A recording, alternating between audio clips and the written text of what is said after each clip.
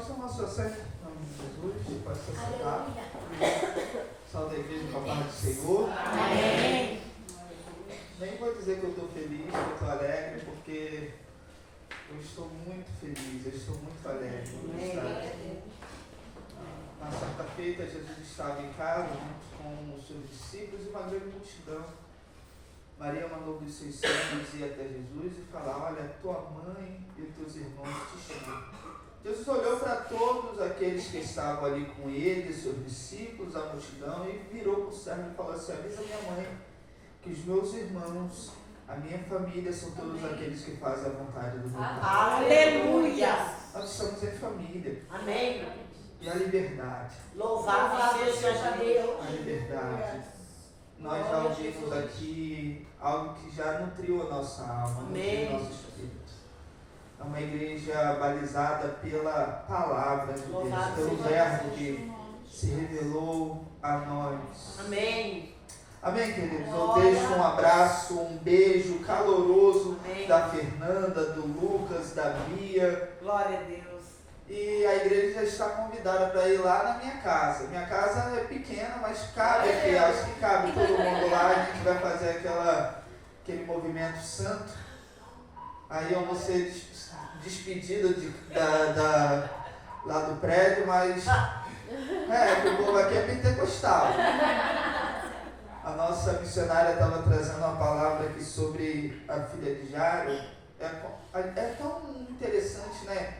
Que alguém deixa de lado, abre mão da sua patente, abre mão do seu ofício, abre mão do seu cargo, da sua responsabilidade para buscar por uma filha doente.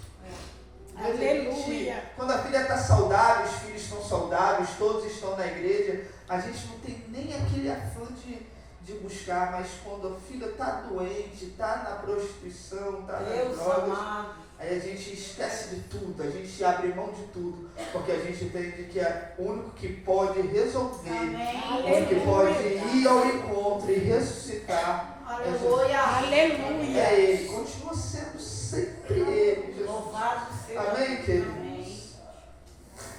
Glória a Deus. Abre a sua Bíblia na segunda carta de Paulo a Timóteo, capítulo de número 4, versículo de número 6. Dando início dessa palavra no meu coração, eu quero compartilhar com vocês uma palavra muito simples.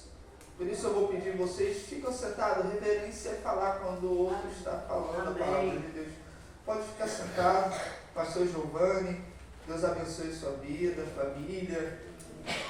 E agora já fez um coral, né? Louvando, a família toda louvando. Isso aí, glória a Deus. Pastora Rose, muito obrigado pelo carinho, a preocupação de estarem assistindo com o Uber. Nem precisava. Mas já que a honra veio, a gente recebe essa honra, pastora Cláudia também. Quero louvar a Deus pela sua vida. Diz assim a palavra do Senhor: quanto a mim, estou sendo já oferecido por libação, e o tempo da minha partida é chegado. Combati o bom combate, completei a carreira, guardei a fé. Já agora a coroa da justiça me está guardada, ao qual o Senhor, reto juiz, me dará naquele dia. E não somente a mim, mas também a todos quanto amam a sua vida. Procura me ter comigo depressa, porque Demas, tendo amado o presente século, me abandonou e se foi para Tessalônica. Crescente foi para a Galácia e Tito para a Dalmácia. Somente Lucas está comigo. Toma contigo a Marcos e traz-me, pois é útil para o ministério. Quanto a Tico, mandei a Éfeso. Quando vieres, traze a capa que deixei em Troas, em casa de Carpo, bem como os livros, especialmente os pergaminhos. Alexandre o latoeiro causou-me muitos males, e o Senhor lhe dará a paga segundo as suas obras. Tu guardas também dele, porque resistiu fortemente às nossas palavras. Na minha primeira defesa, ninguém foi a meu favor. Antes, todos me abandonaram. Que isso não lhe seja posto em conta. Mas o Senhor me assistiu e me revestiu de forças, Aleluia, Jesus. para que pelo meu intermédio, a pregação fosse plenamente cumprida, e todos os gentios a ouvissem, e fui liberto da boca do leão. O Senhor me livrará também de toda obra maligna, e me levará salvo para o seu reino celestial. A Ele a glória pelos séculos dos séculos. Amém. Amém? Glória a Deus. Uma palavra maravilhosa, me emociona, porque são as últimas palavras de um arauto, de um pregador, de um herói da fé. Mas se nós formos pensar nesse texto onde Paulo ele está escrevendo a segunda carta a Timóteo. Timóteo é um jovem pastor. Essa carta é uma carta conhecida como cartas pastorais, é uma carta destinada a Timóteo. São as últimas palavras ao seu filho da fé. Nós vamos ver em Atos capítulo de número 9, quando Paulo ainda era conhecido como Saulo, e ele era um cidadão romano, judeu da tribo de Benjamim. Ele era benjaminita, era um homem que tinha uma condição financeira bem abastada, ele era da alta aristocracia. Nós vamos perceber que ele era um homem com conhecimento, com uma visão bem fora do seu tempo. Só que ele tinha suas convicções e ele era muito convicto daquilo que ele servia, ele era muito convicto do que ele praticava. Ele era muito determinado. Paulo, antes de conhecer a Cristo, antes de ser revelado a Cristo, isso já era algo que era muito inato no seu ser. Tanto é que no capítulo de número 9 a Bíblia vai dizer que ele tem autoridade, ele busca autoridades com os subsacerdotes para ir buscar aqueles que estavam levantando-se com uma pregação, levantando-se com um testemunho, levantando-se com uma espécie de palavra que dizia ser o caminho. Eles traziam a palavra acerca de Jesus, e Paulo, sendo judeu, zeloso na lei, ele vai perseguir. E aqui há algo bastante interessante, porque nós vamos perceber que Paulo é extremamente religioso. E ele tem autoridade agora, delegado a ele, para prender, ferir e matar. Repita comigo: prender, ferir e matar. É isso que a religião faz. A religião, ela te prende numa redoma, em costumes, em dogmas, em liturgias, em abuso de poder e autoridade. Ela vai te prender, ela vai te ferir e ela vai te matar. Meu Deus. Paulo, ele tinha essa visão, ele tinha essa atitude religiosa. Então, Paulo, ele vai ter um encontro. E a Bíblia vai nos dizer que, indo para perseguir os cristãos, ele vai com uma comitiva, vai com um grupo, porque a religião também é covarde. Meu Deus. E ele vai com um grupo a fim de dar cabo dessas pessoas. E o que eu acho interessante é que a Bíblia vai nos dizer que um resplendor, uma glória vai se manifestar.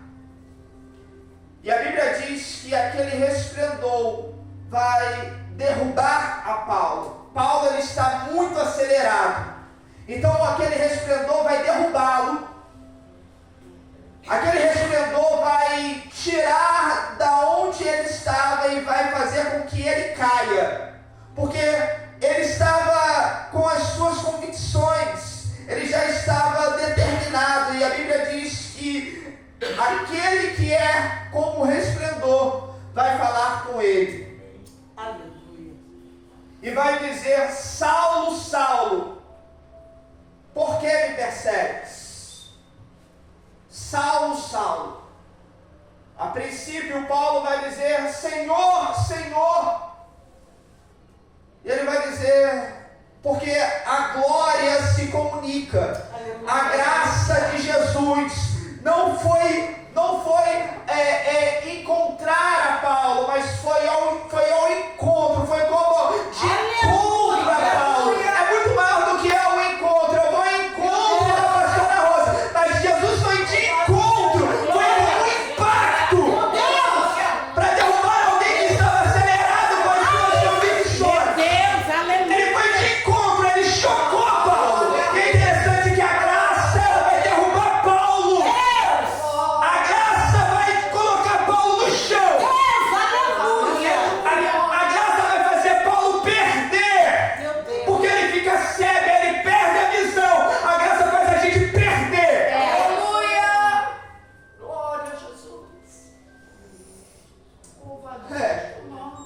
Paulo, ele está tendo agora o impacto da graça. É interessante que a graça, ela derruba o homem, ela coloca o homem no chão, ela faz o homem perder, mas ela não mata o homem. Amém. Amém. Louvado seja a graça. Porque se fosse a lei, matava Paulo.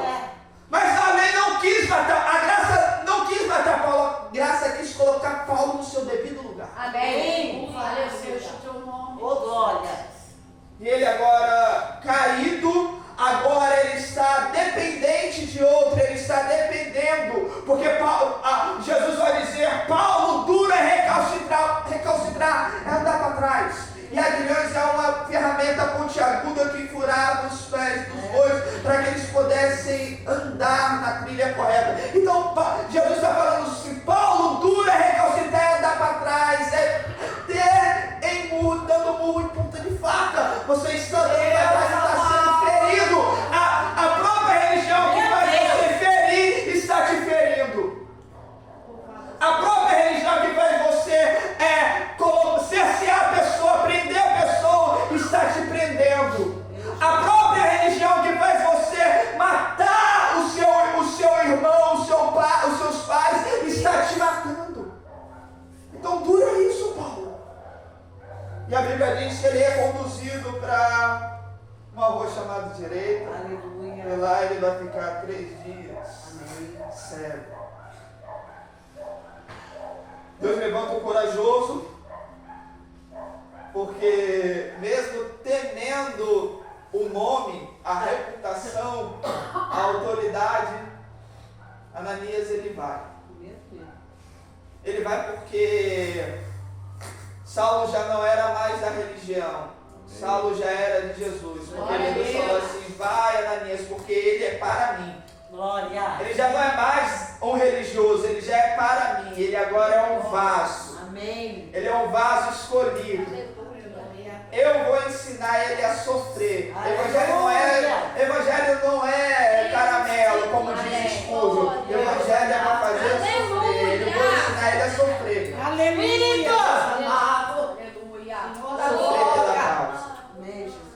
E é interessante que Paulo, todas as vezes que Paulo ele está em comunhão, ele sempre pesa o clima.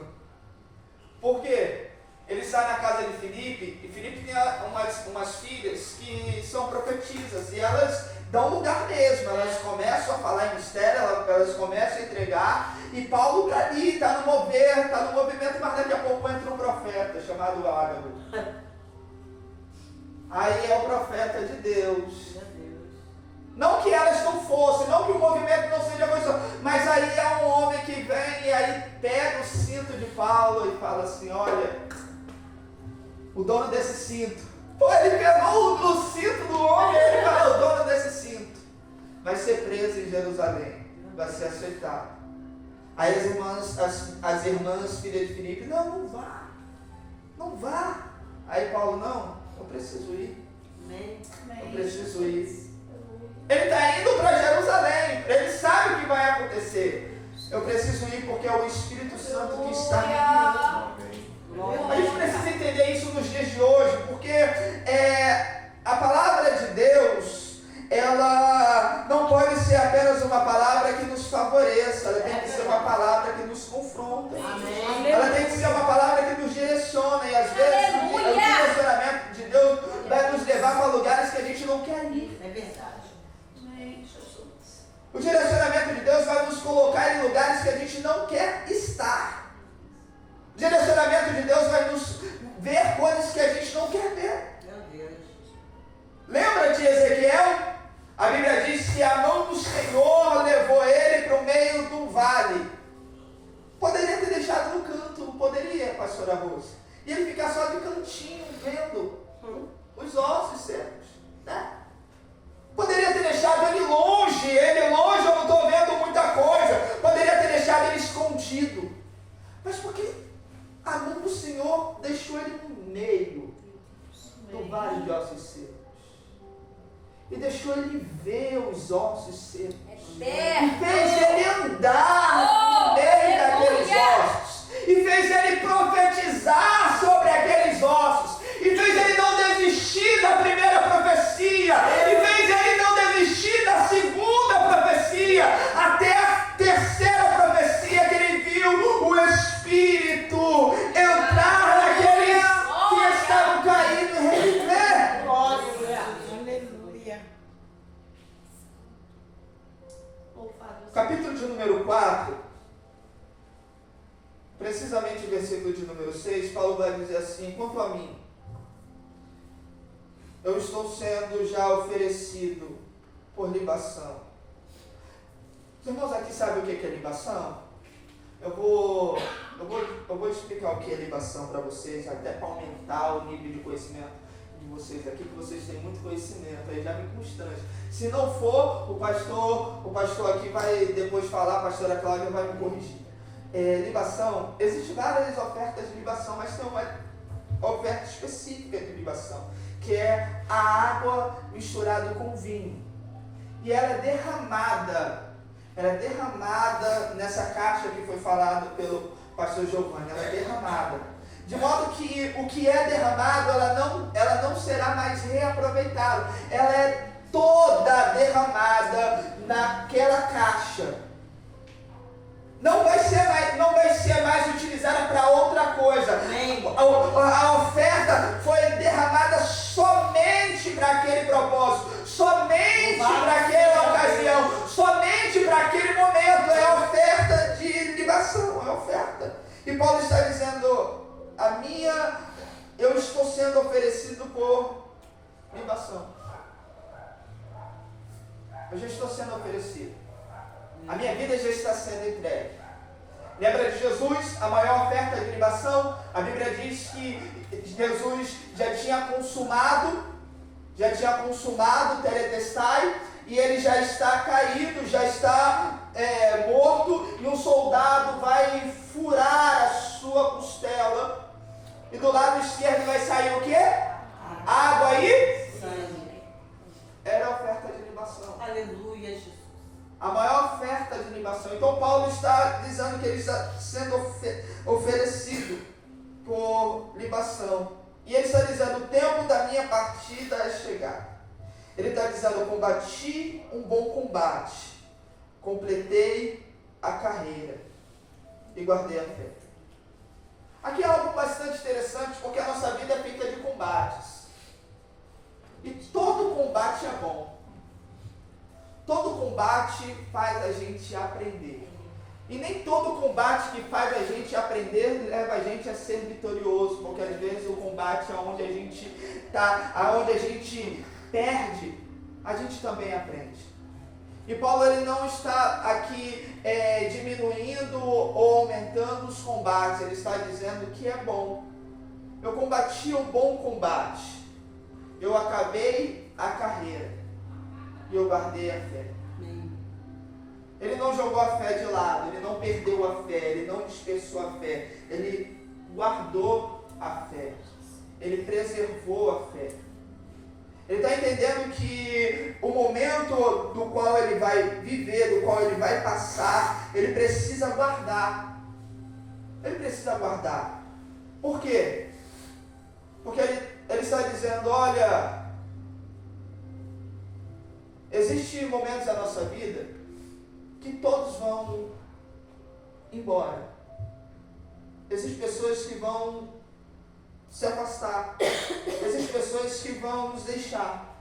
Mas ele está dizendo, eu guardei a minha fé em Deus para entender que o único que permanece comigo é o Senhor. Glória a Deus, aleluia. O único que vai permanecer comigo é o Senhor. Haverá momentos de abandono. Demas, ele abandonou Paulo por amar o presente século e aqui amar o mundo. Tem muita gente que nos abandonou, que poderia estar sentado aqui nas cadeiras, mas nos abandonou porque amou o mundo mais do que a presença de Jesus. Mais do que a pregação que aqui é pregada aos domingos, às sextas-feiras, às quartas-feiras, às segundas-feiras. Amou o mundo. E Paulo está dizendo, ele me abandonou.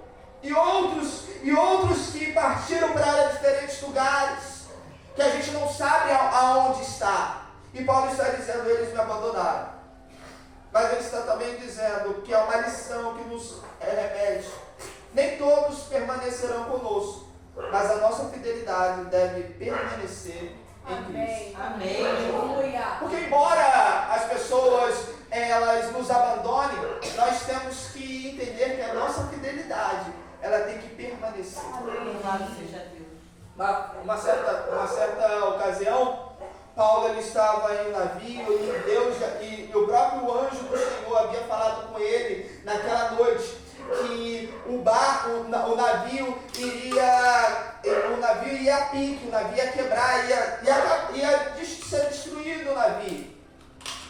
Só que Paulo ele vai dizer, olha, aqueles que permanecer, meu Deus, serão salvos. Aleluia. Glória a Deus. O evangelho não é para quem é forte, o evangelho é para quem resiste. Amém. Aleluia. O evangelho é para quem permanece em meio às lutas, em meio às dificuldades, Amém. em meio aos ventos, em meio às tempestades. Paulo ele está dizendo que o Senhor permaneceu com ele. Louvado seja Deus. O Senhor permaneceu. O Senhor tem permanecido aqui nessa igreja, o Senhor tem permanecido com o ministério. Aleluia. E a gente entende que quando o Senhor permanece, o Senhor garante. O Senhor que dá vitória. O Senhor que dá vitória. Também vai dizer, ainda que eu ande pelo vale da sombra da morte, o Senhor está comigo. E a tua vara e o teu cajado me consolam.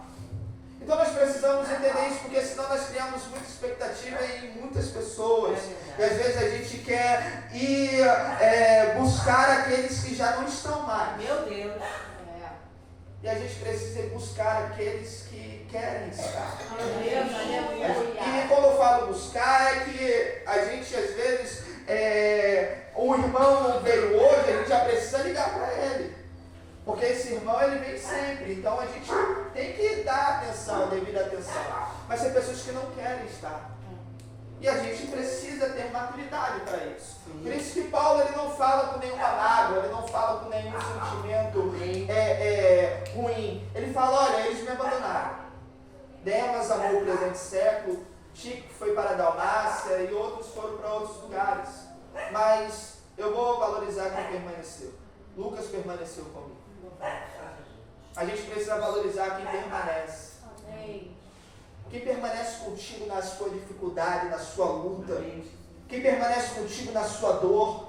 Quem permanece contigo no momento mais difícil da sua vida, no momento das suas lágrimas, quando só você e Deus sabe. Quem permanece. Louvado seja o teu nome, Jesus. Mas existem pessoas que vão estar conosco por um tempo e vão cooperar por um momento. Lembra quando Noemi estava no ponto de voltar para Judá?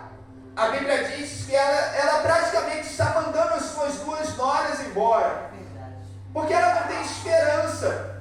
Ela já perdeu a identidade dela. A identidade dela era de uma mulher agraciada e agora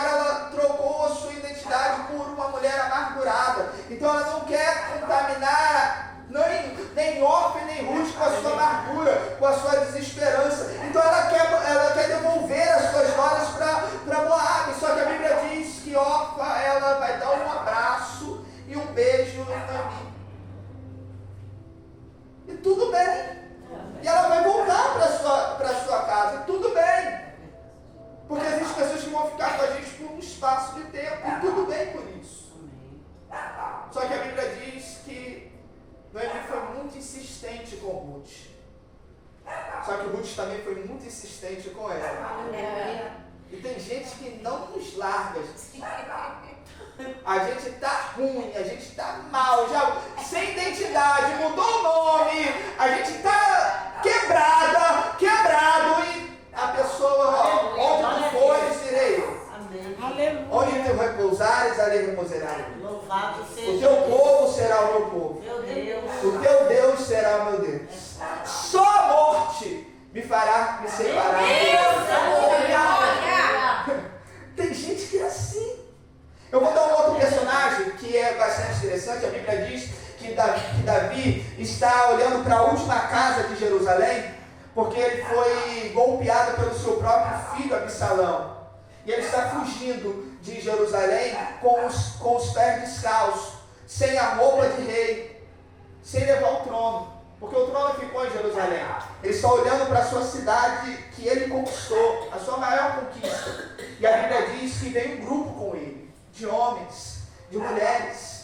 Veio um grupo de crianças com ele. E a Bíblia diz que se aproxima dele um servo geteu de Gate, da terra dos filisteus, por nome Itai.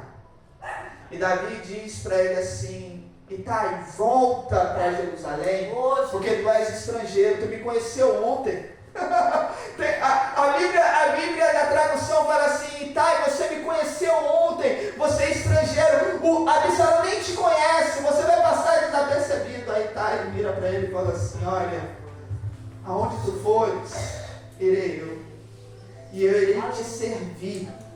A Bíblia diz que Itai falou assim: ó, eu vou te servir para onde você for. E eles atravessaram o Jordão.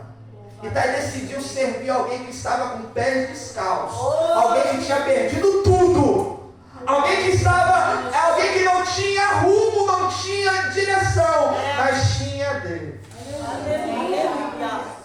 Itai conheceu Davi ontem. Tem pessoas que nos conhecem ontem. Tem poucos anos que nos conhecem, mas parece que nos conhecem já faz muito tempo. Itai era assim. Então nós precisamos valorizar quem permanece. Lucas permaneceu com Paulo. Só que Paulo ele vai orientar a Timóteo, eu já estou quase terminando, ele vai orientar a Timóteo, que existem pessoas que nos ferem. E pessoas que nos ferem, a gente não tem que guardar mágoa, amém? Amém, amém, amém. Porque quem é ferido, fere. Verdade. A gente tem que guardar nomes. Amém. Não sentimentos. Louvado Nomes. seja Deus. Paulo guardou sentimento? Não. Paulo falou da profundeza da ferida, ou falou da ferida que foi causada nele? Não. Mas Paulo sabia quem o causou, quem foi o causador. E ele sabia que era o causador para orientar a Timóteo a não se relacionar com esse que tem o poder de ocasionar feridas. É uma palavra pastoral, uma palavra de um líder com a idade de 79 anos para um líder com a idade de 36 anos. Paulo já está no final da sua vida, ele já está completando a carreira, mas ele está orientando um jovem a se relacionar, a entender quem é quem. Ele está dizendo: olha lá, Alexandre o Latoeiro me causou muitos males. Ele resistiu à nossa palavra. Foge dele. Foge dele. Paulo está falando, olha, foge dele. Porque ele resistiu às nossas palavras. Meu Deus. Então existem pessoas que a gente não pode se relacionar, a gente tem que fugir. E Paulo ele está orientando a Timóteo a isso. Só que ele vai dizer também que quando ele estava diante do Senhor, ninguém assistiu a ele, só o Senhor assistiu. Só o Senhor estava com ele. E o Senhor que estava com ele fortaleceu. Aleluia. O Senhor fortaleceu a Paulo, porque existe um momento na nossa vida que ele diz que só o Senhor irá nos fortalecer. Aleluia. Só o Senhor. Só o Senhor vai nos redobrar de força para a gente conseguir prosseguir, para a gente conseguir chegar. A palavra de Deus vai dizer em 1 Samuel, capítulo de número 30, Davi ele está voltando da batalha, ele está chegando a Ziklag. Ziklag tinha sido saqueada e a casa tinha sido queimada, e os seus filhos e as suas esposas tinham sido levados pelos amalequitas.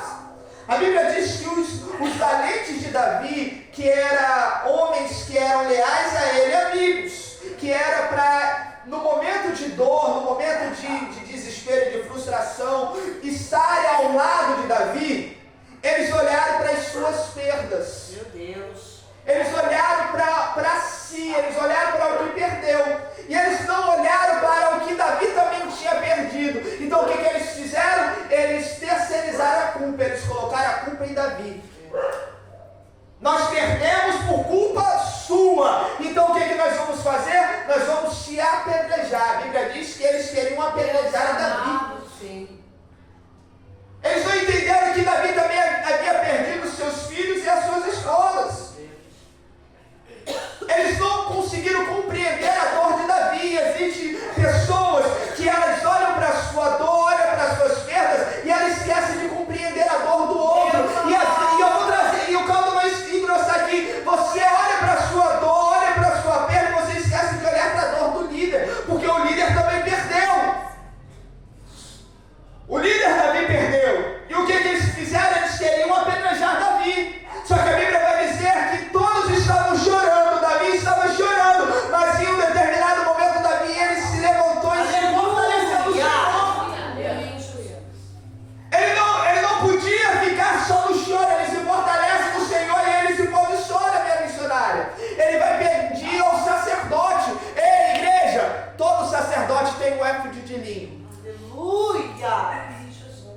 Talvez você esteja vivendo uma vida de prostração, de amargura, de dor, só de lágrima, porque você ainda não se levantou e pediu o sacerdote o éfode de linho. Meu Deus! A Bíblia diz que Davi ele vai pegar o éfode de linho, ele vai consultar o Senhor, ele vai orar ao Senhor. O éfode de linho é um colete sacerdotal que continha as 12 pedras as 12 tribos de Israel, e ele vai orar, e ele vai buscar ao Senhor. E quando ele busca o Senhor responde, porque o céu responde. Quando nós estamos sem dor, quando tudo está ao contrário, quando pessoas querem nos apedrejar, quando pessoas agem contra nós, quando tudo está avesso, Deus, ele se revela a nós. E ele responde. A Bíblia diz que o céu respondeu Davi, o Senhor respondeu Davi. E o Senhor disse: Davi, você vai perseguir. Meu Deus.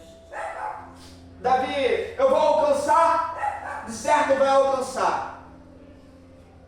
Davi recebeu a palavra do céu, sim ou não? Sim, recebeu a palavra do céu.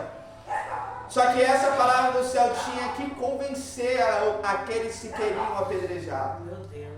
A maior dificuldade é a gente receber uma palavra do céu e convencer aqueles que um dia querem nos apedrejar.